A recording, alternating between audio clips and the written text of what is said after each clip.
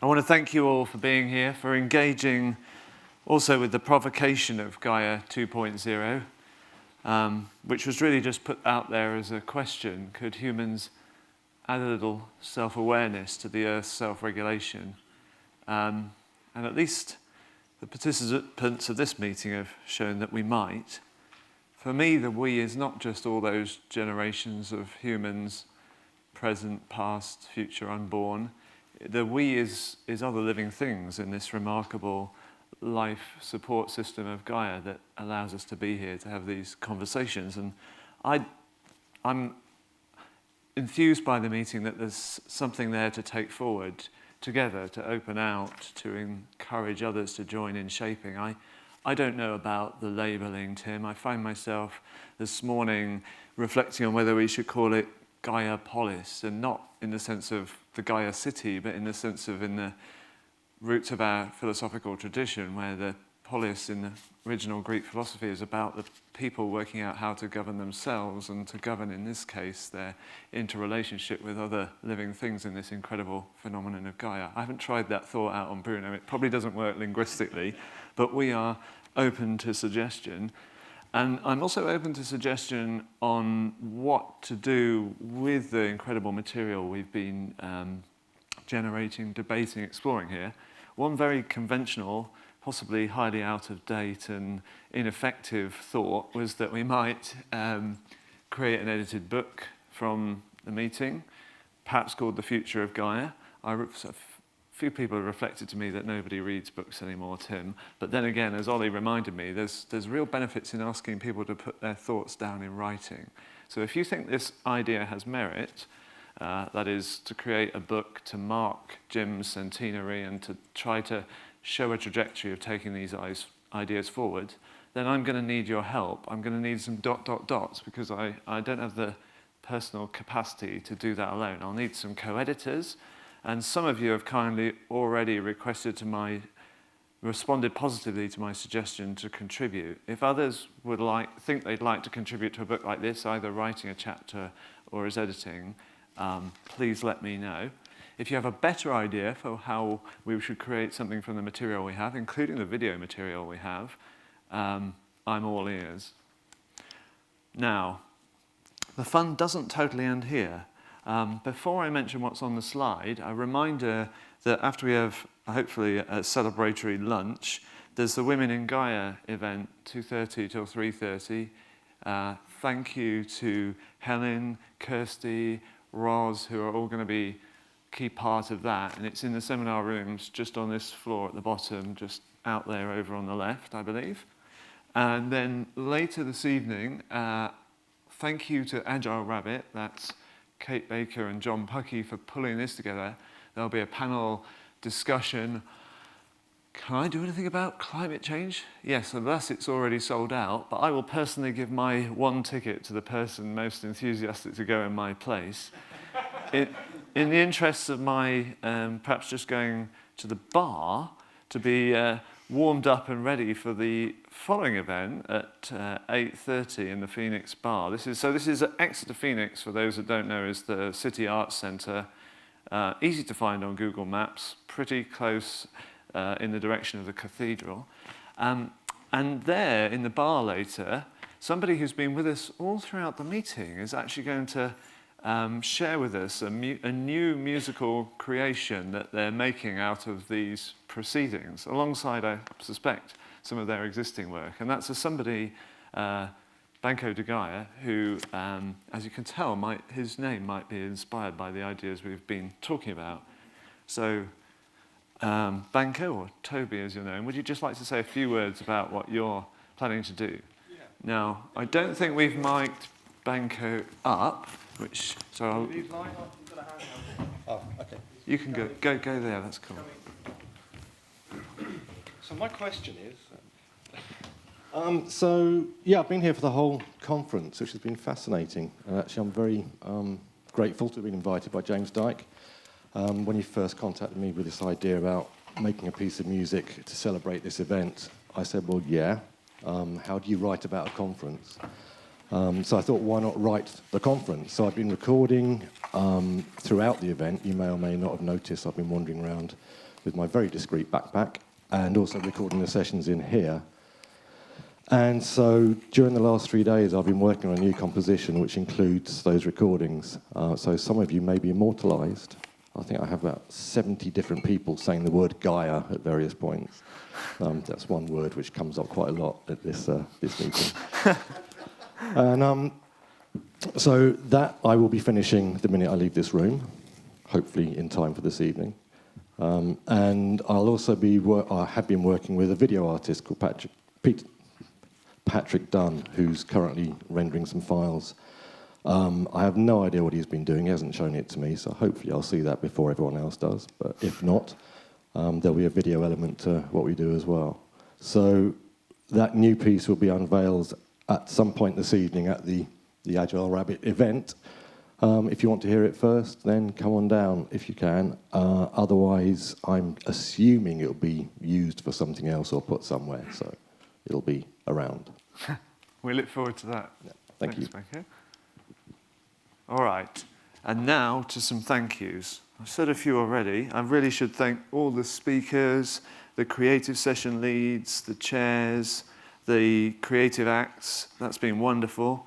I've probably already said a thank you to Agile Rabbit, who are doing these publicly open outreach events. Thank you, the participants, both in present and watching online.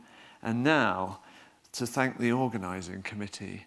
Now, there's a sort of physical constraint on how many bottles you can fit in your bag, on your back, on your bicycle when you're rushing to get here late at 9 a.m. So I hope I caused no offence, and in the spirit of Gaia, there will be some sharing of these gifts to the wonderful people who've made this event possible and been the organisational mastermind that Gaia 2.0 would be proud of.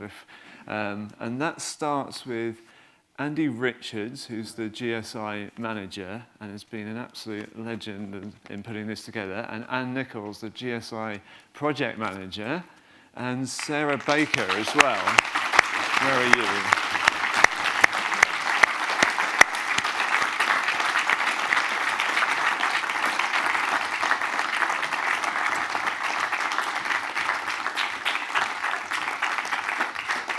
Great. You've more than that. I haven't got enough hands. Do we shake it up? Well, you could. I'm going to leave it to you. We're going to get to a situation where the bottles run out, but I'll keep saying some thank yous. Certainly Pete Hodges, Helen Gillespie and Charlotte Leach. Pete, the team who've really put the event mechanisms together and done it so well.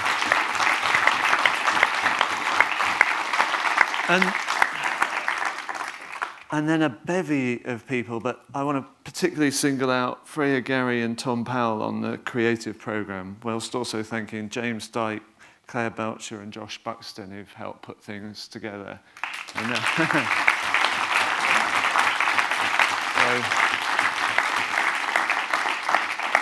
Tom, ladies, this is a catastrophe. We're starting to run out of bottles. But let us share in the celebration. Bless you. Well done, Freya. Well done, Claire. Yeah. How many bottles do you get? Can you? Well, I drank enough last night. We want to network with you, obviously. You can email us to get on the list. We're trying to work out the mechanisms to affiliate remotely and be part of the Institute. Obviously, this is all about creating those connective networks.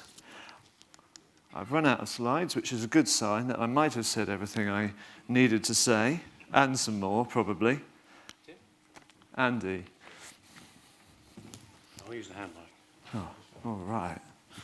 Just very briefly, because I don't want to keep you from your lunch, but in terms of thank yous, I think there's one person in particular I think we all need to thank from his vision from well over a year ago for this meeting, and a bit of tooth and fighting to make sure we get the university to actually financially Pay for it. Support it for as well, which took a long time coming. So I apologise if some of the organisation for it was a little constricted and a bit rushed, but I think we got there in the end with a fantastic 3 days, and I think we should all thank Tim for that wonderful vision. Cheers, Wendy.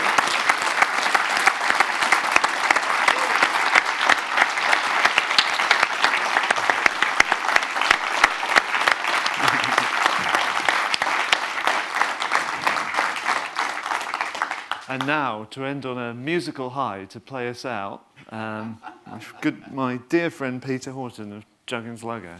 Thank you, thank you.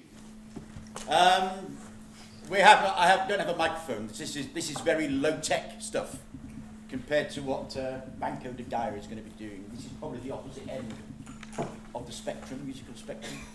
It was great to listen to all that stuff with the panel. And the question, motivation. I had to smile because I don't know if any of you've seen the film School of Rock. Yeah? There's a great line in the film School of Rock. Jack Black says, to motivate his kids to go out and do their rock and roll, he says, remember, one great rock song can change the world, he says. And I thought that's a really inspiring idea. Now, this isn't a great rock song. This is my own humble contribution to the idea. And this is a song I'd like you to take away with you. I'd like you to share it with everybody. This is a song that reminds us that Gaia is 3,600 million years old. Jim Lovelock is 3,600 million and 100 years old. And we are all part of that process. We are, as Lynn Margulis said, permutations of the wisdom of the biosphere. This song reminds us of that not only is Gaia out there, she's also inside us. We are made of eukaryotic cells. So this song is called Gaia in Your Bones, and it goes like this.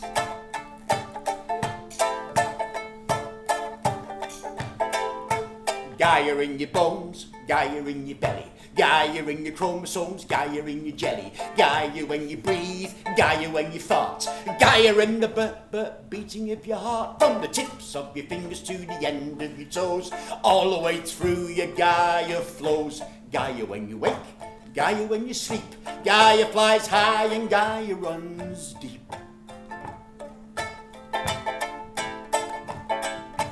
Gaia all the time, Gaia everywhere. Gaia is the you who grows your hair. Always now, always here. Gaia is the wisdom of the biosphere. So trust what Gaia-wise you might do, because you're in Gaia and Gaia's in you. Yeah, trust what Gaia-wise you can do, because you're in Gaia and Gaia's in you. In your bones, in your belly, in your chromosomes, in your jelly. And when you breathe, and when you fart, and in the beating of your heart. Okay, if you've learnt it, we're going to sing it together. Here we go! So it's Gaia in your bones, Gaia in your belly, Gaia in your chromosomes, Gaia in your jelly, Gaia when you breathe, Gaia when you fart, Gaia in the beating of your heart, from the tips of your fingers to the end of your toes, all the way through your Gaia flows, Gaia when you wake, Gaia when you sleep, Gaia flies high and Gaia runs deep. Gaia all the time, Gaia everywhere. Gaia is the you who grows your hair. Always now, always here. Gaia is the wisdom of the biosphere. So trust what Gaia-wise you can do, because you're in Gaia and Gaia's in you. Trust what Gaia-wise you can do, because you're in Gaia and Gaia's in you. In your bones, in your belly, in your chromosomes, in your jelly. Thank you very much.